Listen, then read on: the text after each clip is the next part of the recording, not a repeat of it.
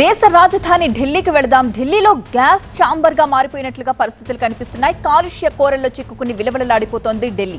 దట్టంగా కమ్ముకున్న పొగతో సమీపంలో ఉన్న దృశ్యాలు కూడా కనిపించడం లేదంటే సిచ్యువేషన్ ఎంత వరస్ట్ గా ఉందో మనం అర్థం చేసుకోవచ్చు. గాలిలో వాయు నాణ్యత సూచీలు వరుసగా రెండో రోజు 600 mark దాటేశాయి.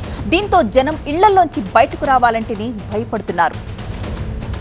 RK Puram, Dwarka, major Dhyan Chand national stadium, Pusa, US embassy ప్రాంతాల్లో వాయు నాణ్యత అంతకంతకు దిగజారిపోతోంది.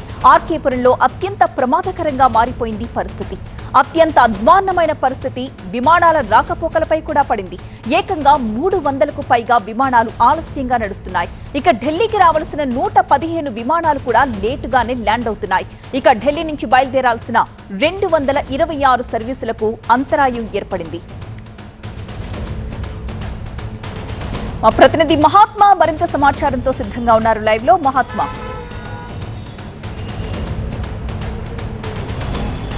దేశ రాజధానిలో పీల్చే గాలే ప్రాణాలు తీసేలా మారిపోయింది. ఇక్కడ కాలుష్యం నానాటికి పెరుగుతుంది. వరుసగా 2 రోజుల నుంచి 400 పాయింట్లు దాటి అంటే సివియర్ కేటగిరీలో on average air quality index మీద మనకి ఆ సూచీలు నమోదవుతూ ఉన్నాయి.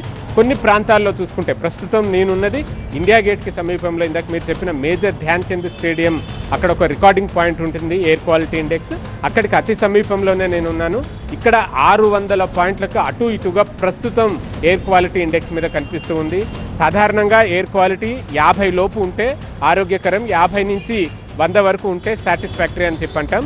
100 నుంచి 200 ఒక కేటగిరీలోను మోడరేట్గా మనం పొల్యూషన్ చెప్తూ ఉంటాం. అదే 201 నుంచి 300 వరకు పూర్ కేటగిరీ, 300 నుంచి 400 వరకు వెరీ పూర్ కేటగిరీ, 400 దాటితే సివియర్ అంటాం. కానీ 500 దాటింది, 600 కూడా దాటింది అంటేనే ఇక్కడ వాయు నాణ్యత ఎంత క్షీణించిందో మనం అర్థం చేసుకోవచ్చు. ఒకసారి ఇటువైపున్న ఈ చెట్ల ఆకుల మీద చూస్తుంటేనే ఈ కాలుష్యం స్థాయి ఎంత ఉందో మనకు కనిపిస్తూ ఉంది.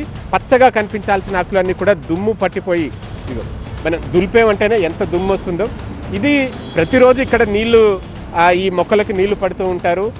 అటువంటిది ఉదయం నుంచి సాయంత్రం లోపే ఇంత దుమ్ము పట్టిందంటేనే ఇక్కడ ఉన్న కాలుష్యం స్థాయి ఎంతవరకు ఉందో మనం అర్థం చేసుకోవచ్చు. ఈ కాలుష్యం నేపథ్యంలో ఢిల్లీ ప్రభుత్వం ఈరోజు ఒక సమీక్ష నిర్వహించింది. పర్యావరణ శాఖ మంత్రి గోపాల్ రాయ్ సమీక్ష నిర్వహించి graded response action plan 3 implement చేయాలా వద్దా అన్న దాని మీద చర్చలు జరిపారు. అయితే రేపటికి పరిస్థితిలో కొంత మార్పు వస్తుంది.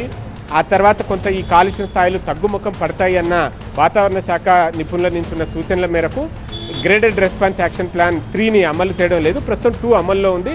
ఆ 2 ప్రకారం ఏవైతే చర్యలు చేపడుతున్నామో అవి కొనసాగుతూనే ఉంటాయంటూ ఢిల్లీ ప్రభుత్వం, ఢిల్లీ పర్యావరణ శాఖ అధికారులు చెప్తున్నారు.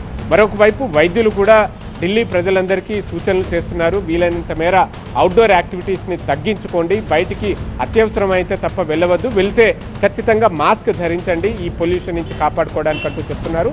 మరీ ముఖ్యంగా సెన్సిటివ్ ప్రజలు అంటే ఎవరైతే ఏజ్ గ్రూప్ పెద్దలు, వృద్ధులు ఉన్నారో, చిన్నారులు ఉన్నారో, లేదంటే ఆల్రెడీ శ్వాసకోశ వ్యాధులతోటి ఇబ్బందులు పడుతున్న వాళ్ళు ఉన్నారో వారు మరింత జాగ్రత్తగా ఉండాలి. ఎందుకంటే ఈ పొల్యూటెంట్స్, గాలిలో ఉన్న ఈ విషతుల్యమైన ఈ పొల్యూటెంట్స్ కారణంగా లంగ్ క్యాన్సర్ వచ్చే ప్రమాదం కూడా ఉంది అంటూ వైద్యులు హెచ్చరిస్తున్నారు.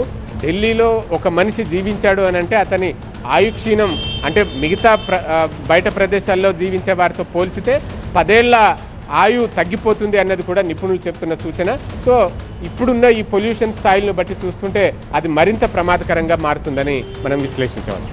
Right, thank you Mahatma.